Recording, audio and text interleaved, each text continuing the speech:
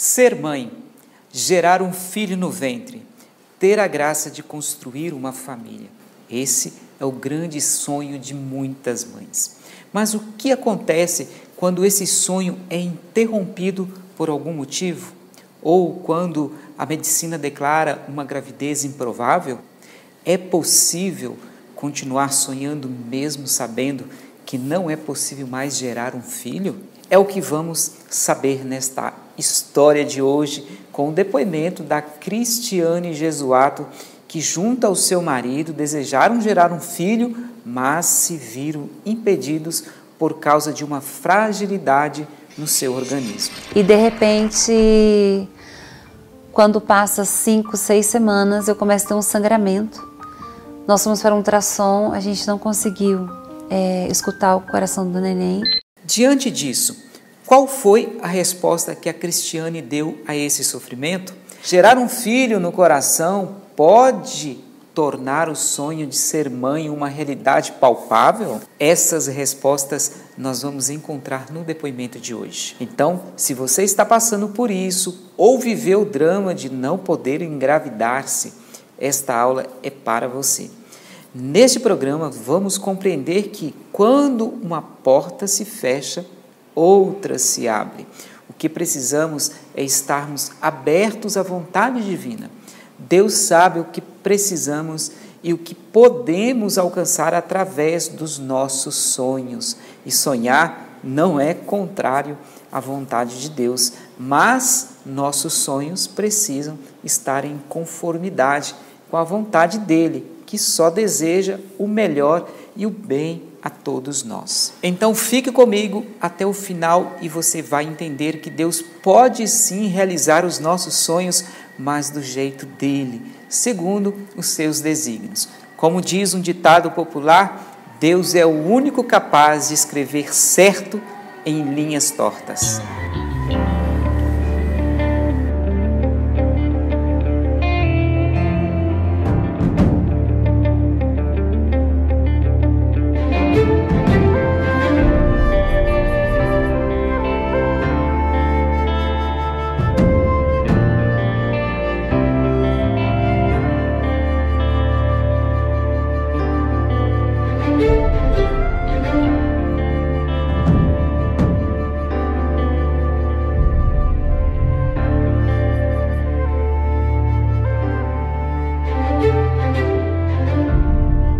Olá, seja bem-vindo, seja bem-vinda ao nosso programa Na Escola do Sofrimento. Hoje alcançamos o nosso 32º programa. E que bom que você está aqui comigo, pois somos todos alunos aqui. Eu também estou aprendendo a cada dia dar sentido aos meus sofrimentos. E se você está assistindo esta aula pela primeira vez, então quero lhe convidar a assistir a nossa última aula com a Aline Cardoso, que perdeu o pai e 2 tios em um acidente de carro e 1 ano depois perdeu também um irmão em um acidente de moto. Antes de chegar, chegando em Mato Grosso, o meu tio cochilou no volante e bateu a traseira de um caminhão e 3 irmãos veio a falecer, meu pai mais 2 irmãos dele. E o único que sobreviveu, o tio Henrique, estava no volante. Agora, se você já é um aluno aqui na Escola do Sofrimento, mas perdeu essa última aula, vou deixar o link bem aqui acima no card ou na descrição deste vídeo. E para você que ouve e que gosta de ouvir no formato podcast, quero lembrar que o nosso programa Na Escola do Sofrimento está disponível na plataforma da Apple Podcast, da Spotify, da Deezer, SoundCloud, Amazon Music, Castbox, Google Podcast, TuneIn e Rádio Republic. Tudo isso para você não perder nenhuma das nossas aulas. Deixarei também um card e um link na descrição desse vídeo com a playlist de todos os programas da Escola do Sofrimento para quem ainda não assistiu nenhuma das nossas aulas. Então, dado o recado, vamos para o nosso depoimento de hoje, que está imperdível. A nossa convidada é a Cristiane Jesuato.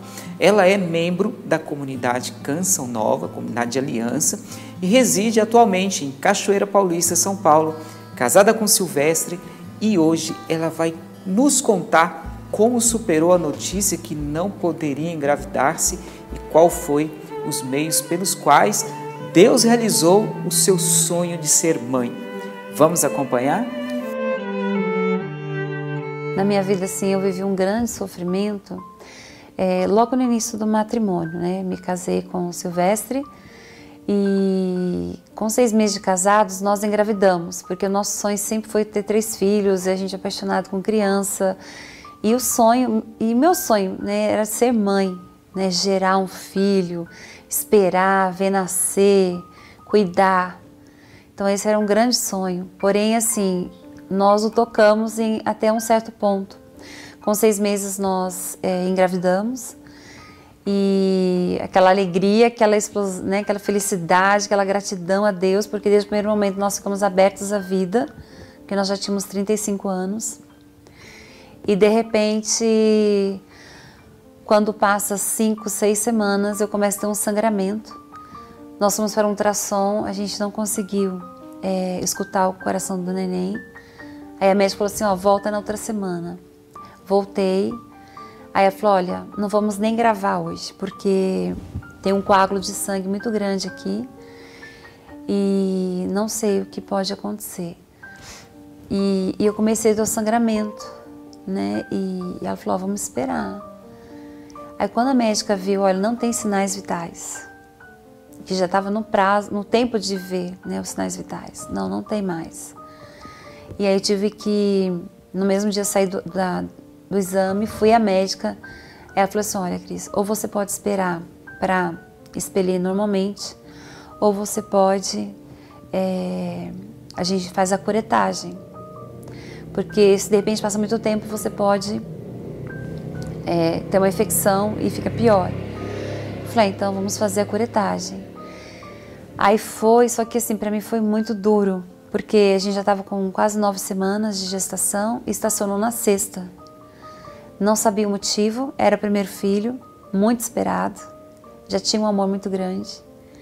E de repente tive que ir para a curetagem. E a médica, assim, não foi por maldade, mas ela falou assim, olha, foi muito difícil, porque estava muito preservado o saco gestacional.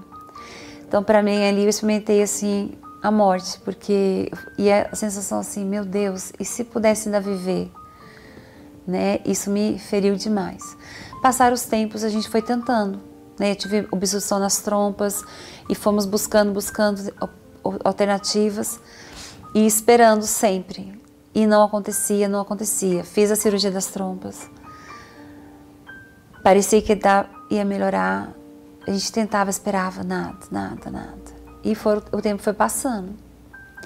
Até que chegou um dia, o médico falou assim, olha, vamos fazer essa obstrução e eu vou tentar recompor as suas trompas. E aí criou uma expectativa muito grande em mim, que eu descobri, porque tinha vários problemas que impediam, mas o colocar as trompas, né, refazer as trompas era uma esperança. Porém, eu me sentia meio enrolada, né? Não, espera mais um pouco, o tempo foi passando. E aí ele falou assim, faz esse exame de sangue para mim, que é o hormônio antimuleriano. Quando fiz, ele falou assim, olha, é muito baixo o seu hormônio. Você pode até engravidar normalmente, mas vai ser muito difícil. Aí a gente perguntou, mas tem alguma coisa para fazer, doutor? Ele falou, não tem nada para fazer. A gente parou aqui. E para mim ali foi um sofrimento muito grande. Eu saí daquele corredor chorando muito, né? Porque era uma dor muito grande. Assim, eu vi o sonho, aquele desejo de ser mãe, a maternidade, sem futuro, sem perspectiva nenhuma.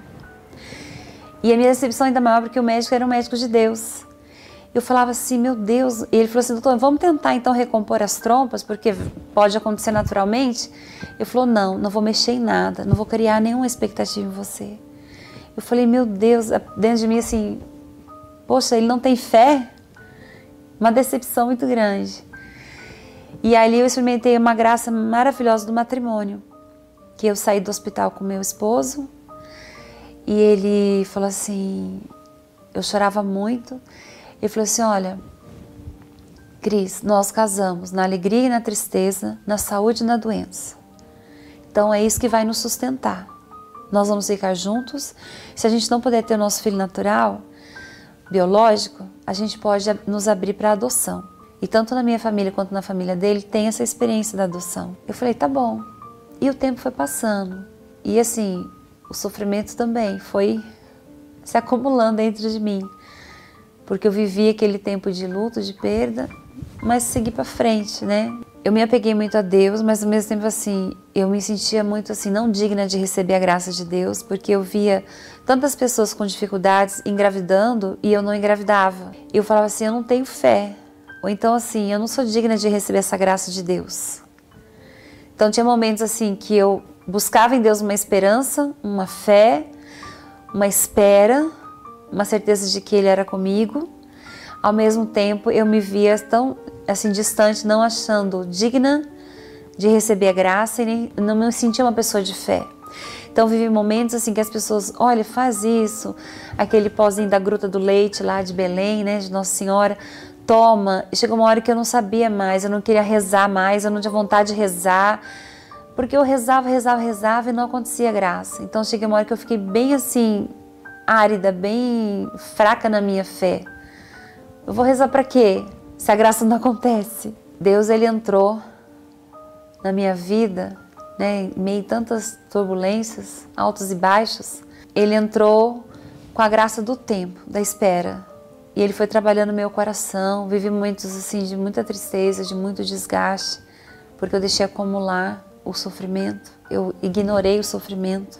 Eu não o vivi como deveria ter vivido.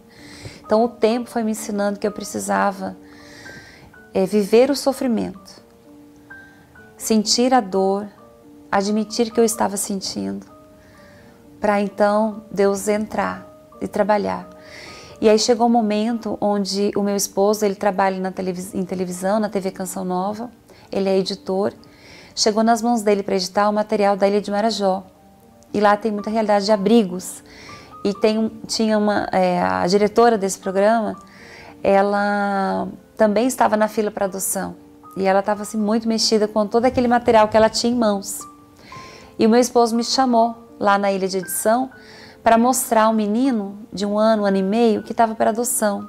E era muito parecido com ele. Então quando eu vi, eu percebia que eu podia me abrir à adoção, porque quando você olha aquela criança, o amor nasce, o amor brota. E eu falei assim, eu posso ser mãe, eu posso ser feliz adotando uma criança. E gerando esse filho no coração e não no ventre. E meu esposo era muito mais empolgado e muito mais assim disposto à adoção. E aí foi um outro momento, porque eu tinha muitas dúvidas, eu tinha medo, eu vou ter um filho adotado, mas depois se eu adotar mais um, como é que eles vão ser irmãos? Eu tinha muitas dúvidas e tinha medos, né? E à medida que a gente foi se abrindo a essa realidade, a graça de Deus foi acontecendo e aí a gente viveu um momento de espera, entramos no Cadastro Nacional de Adoção, vivemos todo o processo de documentação, de espera, até a habilitação. E aí foram mais de 4 anos na fila esperando. E surgiram várias possibilidades, várias crianças. Que nós nos abrimos no primeiro momento a grupo de irmãos, porque queríamos gêmeos, então a gente abriu a 2 irmãos. Só que daí as idades não batiam. Ora, a gente foi um perfil até 4 anos. E aí com o tempo, nessa espera, vinham 3 crianças. Sempre tinha um irmão mais velho e a gente não percebia, eu e meu esposo, maduros para acolher uma criança mais, uma adoção tardia. E aí meu esposo, ele foi ficando mais resistente à adoção. Conforme vinham as possibilidades, eu logo me empolgava, me animava, vamos lá ver, vamos conhecer, pode ser esse nossos filhos. Ele, não é isso, não é a hora. E aí foi um outro tempo muito duro, porque eu falei assim, então você não quer mais ser pai? Você não quer mais ter filho? Daí ele entrou num conflito, tipo assim, eu não tenho condições, eu não vou ter condições de ser pai, eu não vou saber ser pai. Eu falei, mas você ama tanto criança. E aí eu fui também de novo vivendo um tempo assim, quer ou não quer? A gente vai ser pai ou não vai ser pai? Eu sei que eu não podia ir pelo impulso, muito pelo coração, pela emoção, mas pela realidade. Ele me ajudava a chegar na realidade, mas ao mesmo tempo eu via cada vez mais distante essa possibilidade. Fomos em alguns abrigos e conversamos, né? Foram várias esperas. E aí a gente falou assim, a gente vai dizer não para esse, não para o segundo, não para o terceiro. E aí, se Deus está dando esses filhos para a gente vai dizer não, não, não. Vai chegar uma hora que não vai ter mais. E aí eu percebi que eu também não estava sabendo esperar. E quando menos a gente esperou, quanto menos eu esperei, a graça de Deus aconteceu. E aí chegou a notícia de que lá no estado do Amazonas tinha uma neném que ia nascer, que não tinha família, no coração da Amazônia, distante. E aí o meu esposo falou assim, é ela, agora é a nossa filha. Eu falei, mas estou longe. Ele falou, mas é ela, nós vamos buscá-la. E aí eu precisei enfrentar meus medos de avião, do tempo, para ir ao encontro da minha filha. E aí foi assim, tudo tão rápido, que foi uma semana. E a gente esperou tanto, mas quando chega você fala assim, meu Deus, chegou? Chegou. Aí fomos para lá, ficamos uma semana à espera, ela ia nascer numa sexta-feira, acabou que ela nasceu na outra sexta-feira. Então foi um tempo também de muita angústia, de muita espera e mistura de sentimentos. E quando ela chegou, foi a grande alegria, a certeza de que realmente ela é a filha que Deus tinha para nós. É a filha que Nossa Senhora gerou no ventre dela. Foi através de uma genitora, de uma jovem, que graças a Deus não abortou, mas não tinha condições e não queria ficar com aquela criança. E aí foi esse ventre que Nossa Senhora ali gerou a nossa filha, e foi essa filha que Deus quis para nós. E as pessoas perguntavam, mas eu não te vi grávida. Eu falei, porque vocês não enxergaram direito. Porque eu estava grávida aqui, no coração. Era aqui que eu estava grávida. Era aqui que eu estava esperando a nossa filha. E hoje é glorificar a Deus por esse presente, que é a nossa filha Glória Maria, com 7 meses e meio, quase 8, crescendo, e uma bênção de menina, uma criança muito abençoada. O sentido dessa espera, quando a gente espera, parece que a gente não entende na verdade. Quanto tempo vai passando, a gente vai esperando, passam dias e não acontece a graça, a gente não consegue entender por que aquele tempo, por que aquela espera. E quando chega o tempo da graça de Deus, da visita de Deus, e a graça ela chega, né? A Glória Maria ela chegou na nossa vida, aí você percebe todo o sentido do tempo, da espera, o quanto eu e meu esposo, nós crescemos como casal, como amigos, como Deus amadureceu a gente e nos preparou para, com 8 anos de casado, a gente receber a nossa filha. Então tudo acontece no tempo no tempo certo, no tempo determinado por Deus. E a experiência desse sentido do sofrimento é você perceber que em tudo Deus está. Deus está. É Ele que tem o controle de todas as coisas. É Ele que cuida da nossa vida muito mais do que a gente possa imaginar. Ele tem sempre o melhor, Ele faz o melhor por nós. E não tem, é só gratidão que brota no coração. É gratidão. O sentido hoje do sofrimento na minha vida é gratidão a Deus.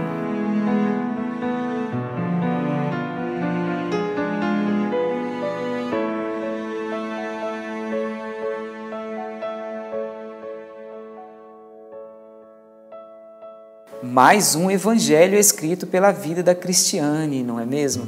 Cada depoimento é uma página nova da Bíblia dos dias de hoje. São histórias concretas e que têm as mãos de Deus por detrás a inspirar cada uma delas. Bom, a primeira coisa que me salta aos olhos nesse depoimento é a perda do primeiro filho. E eu comecei a ter o sangramento, né? E ela falou, vamos esperar. Aí quando a médica viu, olha, não tem sinais vitais, que já estava no prazo, no tempo de ver, né, os sinais vitais. Não tem mais. Tudo estava acontecendo dentro do planejado. 6 meses de casado, veio a gravidez, mas o sonho de ser mãe durou apenas 6 semanas, quando o sinal de sangramento apontava que o coração do bebê já não estava mais batendo. Nós fomos para um ultrassom, a gente não conseguiu escutar o coração do neném. E este é um momento muito, mas muito difícil para qualquer mãe. Primeiro porque Os 3 primeiros meses, a mãe e o pai ainda estão extremamente empolgados, né, com a gravidez e estão ali criando todo um cenário de expectativa com o bebê que está por vir. E de repente vem a notícia que nenhuma mãe quer ouvir. Um aborto natural acontece e o bebê tão sonhado foi adiado forçadamente. Não sabia o motivo, era o primeiro filho, muito esperado, já tinha um amor muito grande. E de repente tive que ir para a curetagem. Bom, toda mãe sabe do risco de uma gravidez, principalmente da primeira gravidez e com o agravante de uma idade mais avançada, que é o caso da Cris. Contudo, não deixa de ser um sofrimento impactante na vida de quem passa por isso. Mas isso foi apenas a primeira etapa da história de sofrimento da Cristiane. A segunda etapa foi saber que não podia ter filhos pelos meios naturais. E aí ele falou assim, faz esse exame de sangue para mim, que é o hormônio antimuleriano. Quando fiz, ele falou assim, olha, é muito baixo o seu hormônio. Você pode até engravidar normalmente, mas vai ser muito difícil. Aí a gente perguntou, mas tem alguma coisa para fazer, doutor? Ele falou, não tem nada para fazer. A gente parou aqui. Sem dúvida, a questão do diagnóstico médico é inquestionável.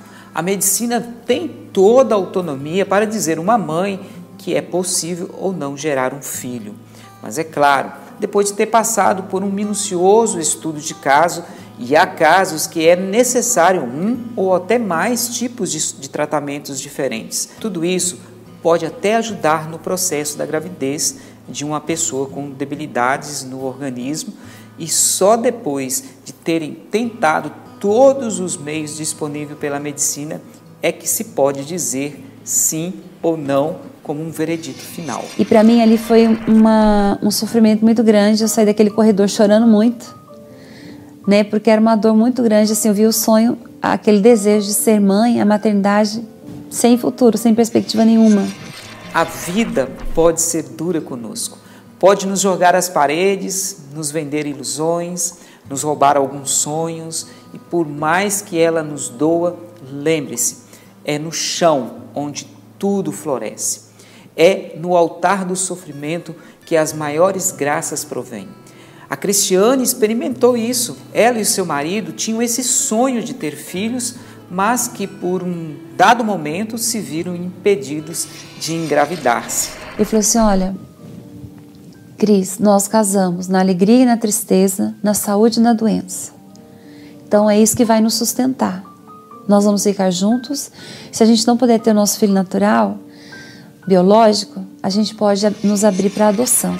E esse é o ponto crítico do sofrimento. É o momento em que o racional precisa dar lugar ao sobrenatural, pois é no altar do sofrimento que precisa acontecer um diálogo da nossa alma com Deus para podermos compreender a dimensão daquela dor e só assim será possível entender o porquê Deus está permitindo passar por essa provação. É bom sempre recordarmos que o sofrimento ele só tem sentido se visto sobre o olhar de Cristo.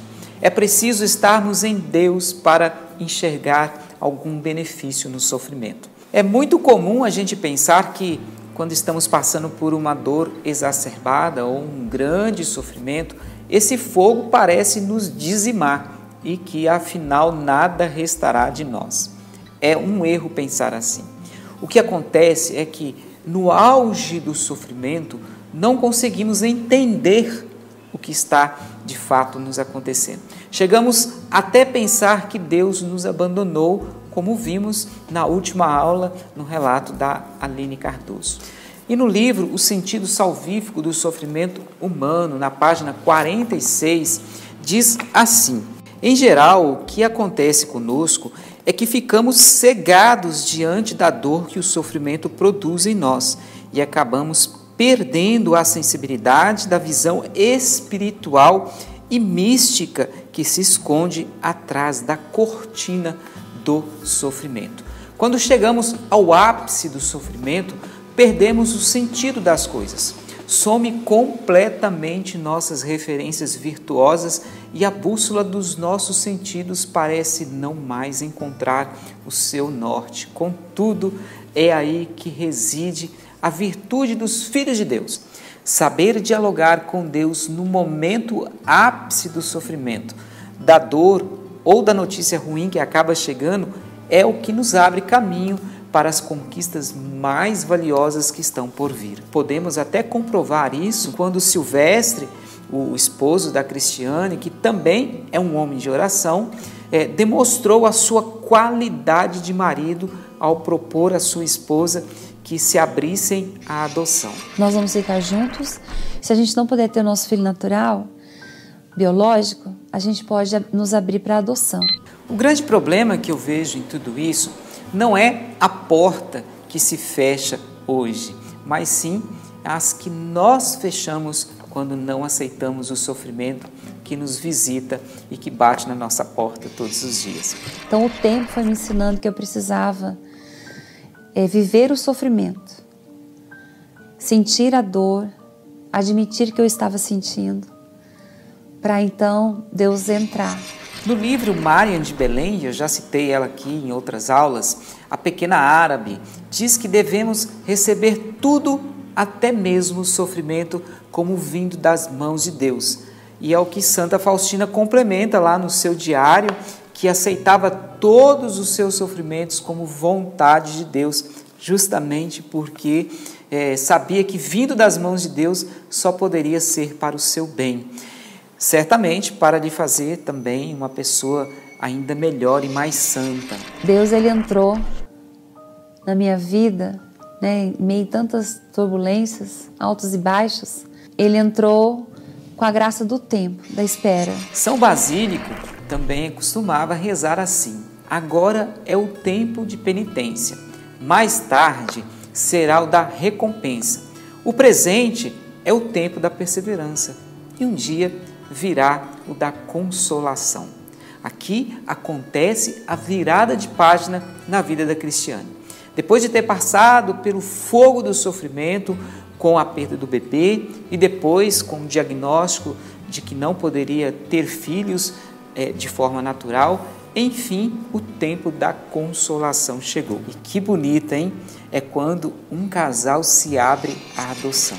E o meu esposo me chamou lá na Ilha de Edição para mostrar um menino de um ano e meio que estava para adoção. E era muito parecido com ele. Então, quando eu vi, eu percebia que eu podia me abrir à adoção, porque quando você olha aquela criança, o amor nasce, o amor brota.